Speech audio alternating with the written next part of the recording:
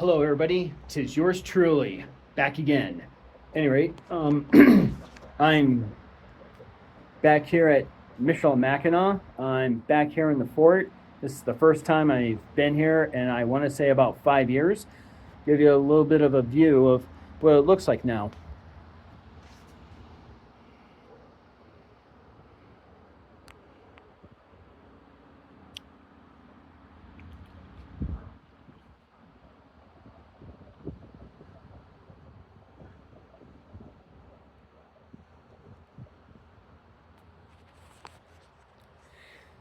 So to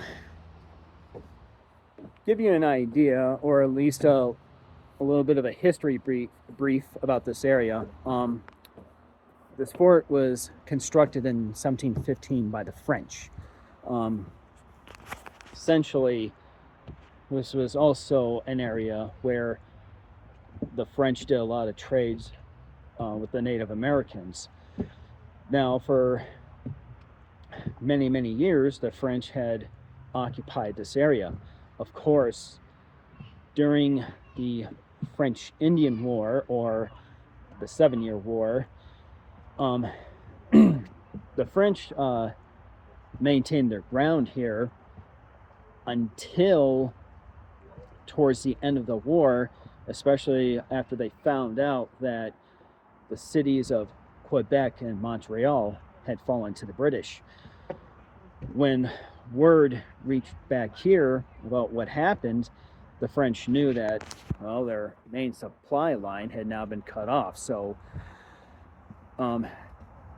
there was no way that they could hold their position here. So naturally, the French soldiers packed up whatever supplies that they could take with them and left. In the early 1760s, when the British had occupied the fort, they continued to use this as a trading post, and naturally with the Native Americans. Now, the only problem was, even though that, the British continue to do trades, they had a different organized system in terms of how they did theirs. The French and the British had two different ways of doing it. And what do you call it? Here, give me 1 second.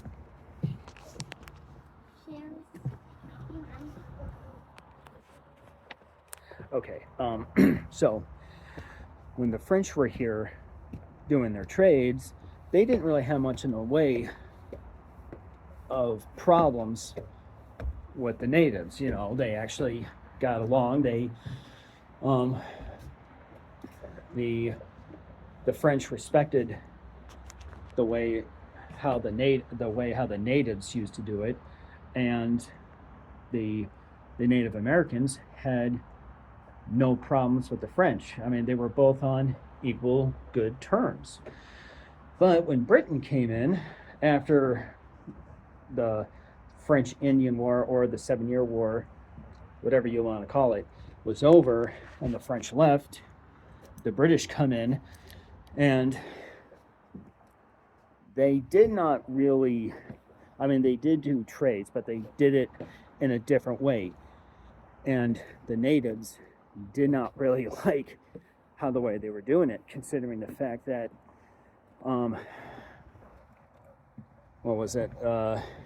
there was a lot of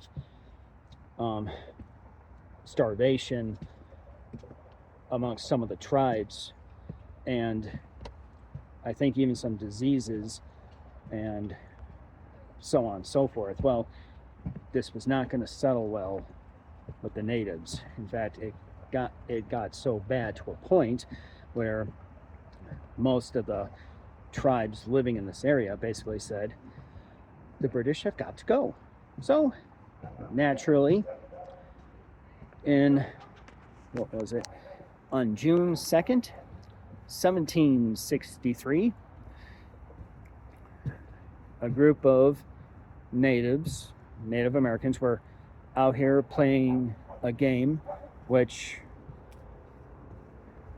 I think it was, well, the natives had a different name, but from our perspective, it would have been called lacrosse.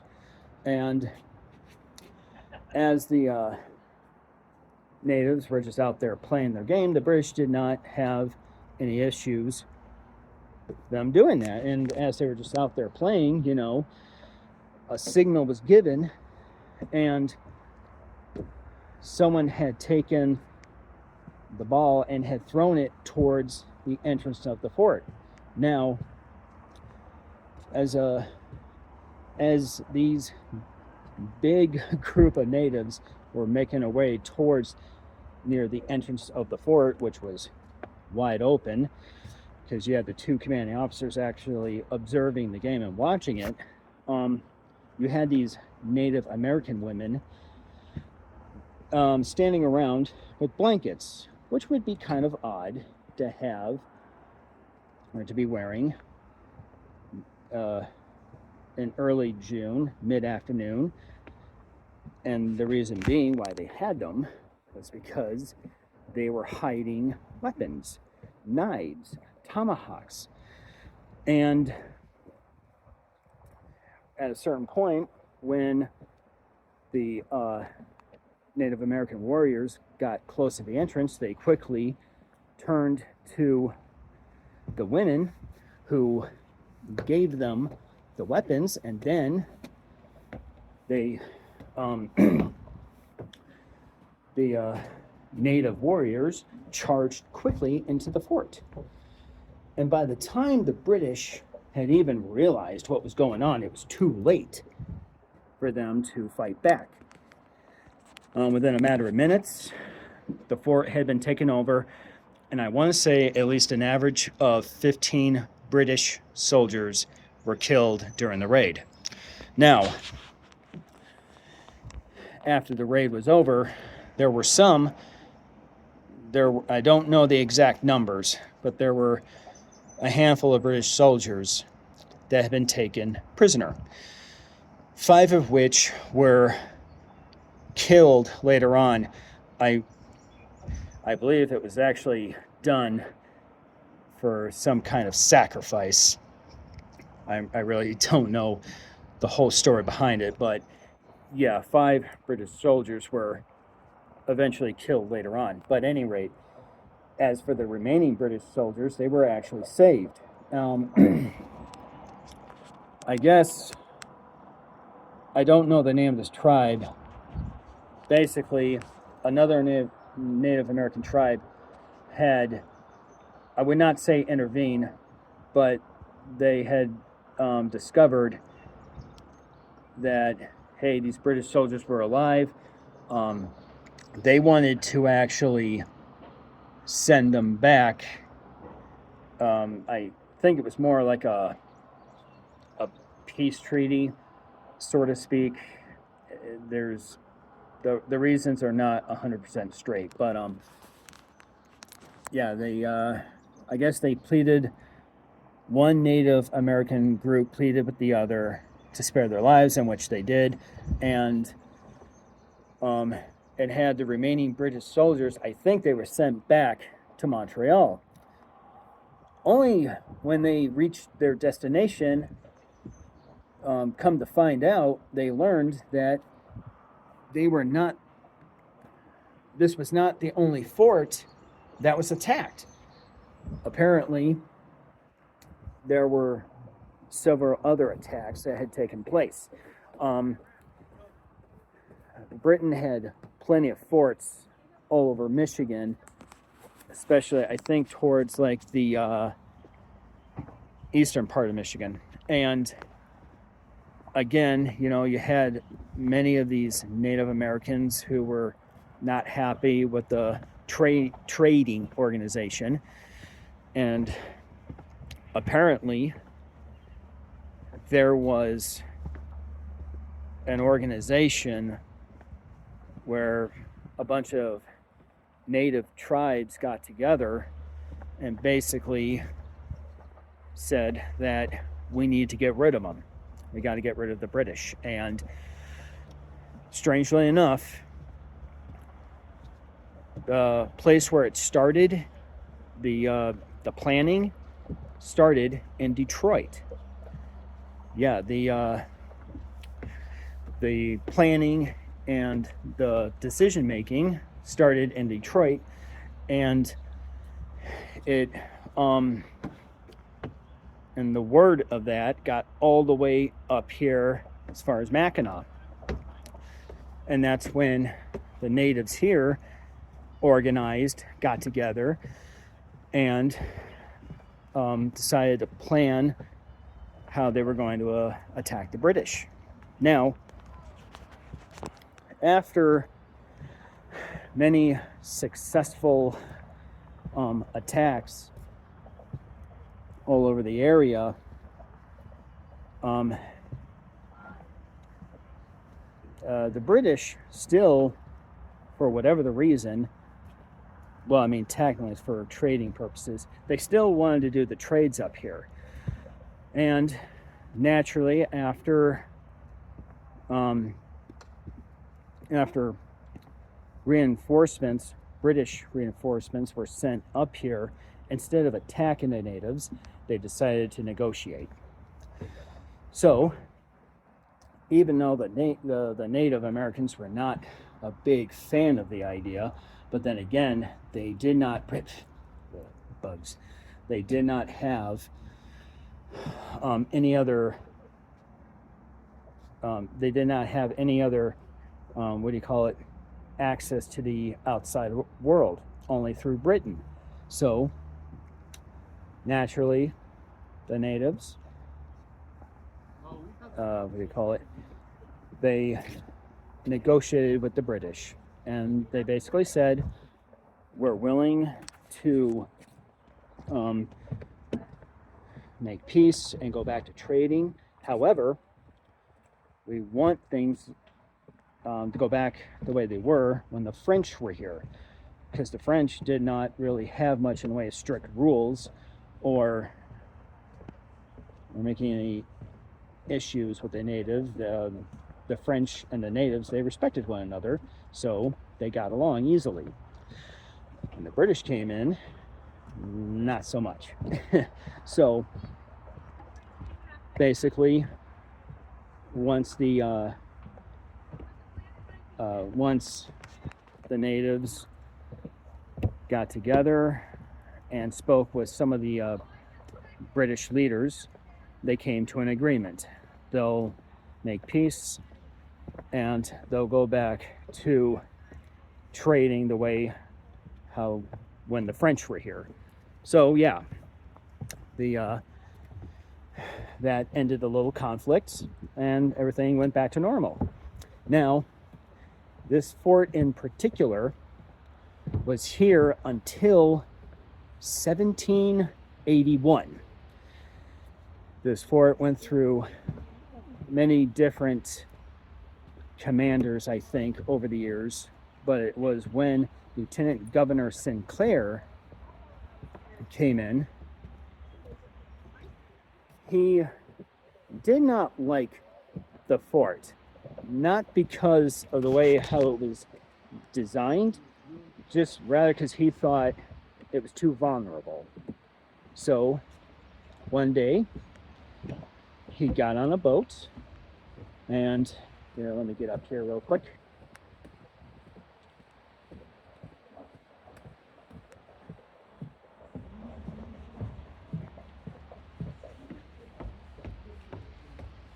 Got on a boat, and he sailed on the Great Lakes here. Now, on the other side of that bridge is Mackinac Island, and that's when he got on the island, he made a discovery that there's a high hill on the island, and I will have to admit that would actually be a better location for a fort, because it's on a high hill, it's immune to enemy cannons, and it'd be kind of difficult to make your way up. So after some time, he managed to get a fort built out there. And once he did, he took all the supplies and material, basically anything that was in this fort, and had it moved to the island. Then he had this fort burnt down. Now, I'm not 100% sure what happened with Sinclair, because sometime after he had had the fort built and he had everything moved over there, I guess there were a couple of royal engineers that came to investigate in terms of what was he doing, was he making any great success, and with the new fort. And once they got there, I guess they weren't at all pleased with all the money, time and money that they invested into this, because I guess they didn't like how that fort was set up. So eventually Lieutenant Governor Sinclair got reassigned to another location, but I just don't know where he was sent from there. But at this point, this fort had been burnt down, the new one had been built. It was kind of too late to turn back, so they naturally, the fort just remained in its new location. Now, this the reconstruction that they're doing here, as far as I know, there was not much in the way of a blueprint in terms of what this fort looked like. However, you've had archaeologists out here studying this area since 1959, and they're actually, I'll even show you before I end this video, you still have archaeologists out here digging around. One of these buildings actually had a small museum that went underground, and they had the glass cases where they had artifacts that they had dug up over the years. And so basically, when it comes to the fort itself, in terms of reconstruction, the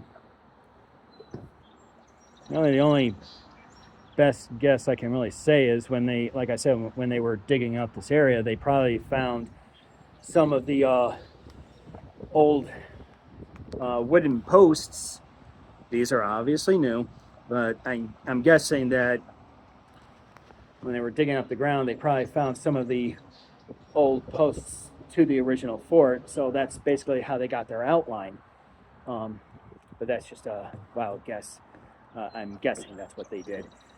But yeah, at any rate, here I'm gonna show you that archaeological site. Here, I'll show you a little bit more of the fort.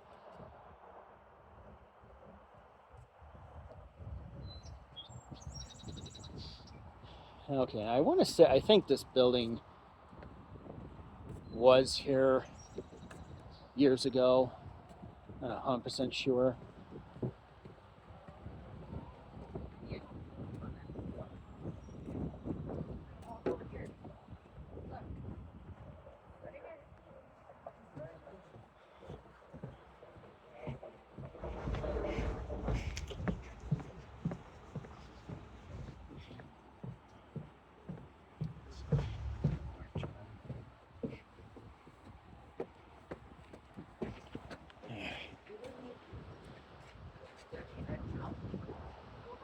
Whew.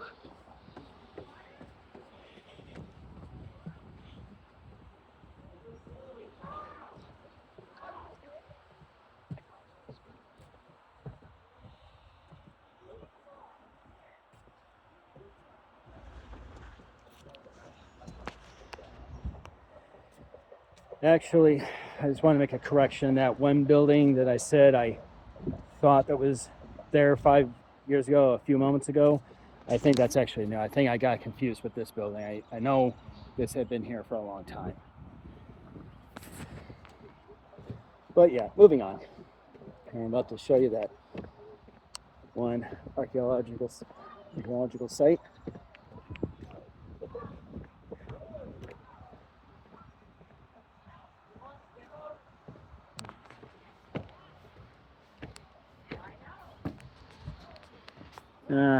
That pit right there. Yeah, you still got archaeologists still digging in there. Been digging in there for some time. And they're still finding some stuff. Anyway, show you this area one last time.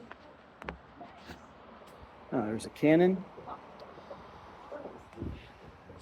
Bridge.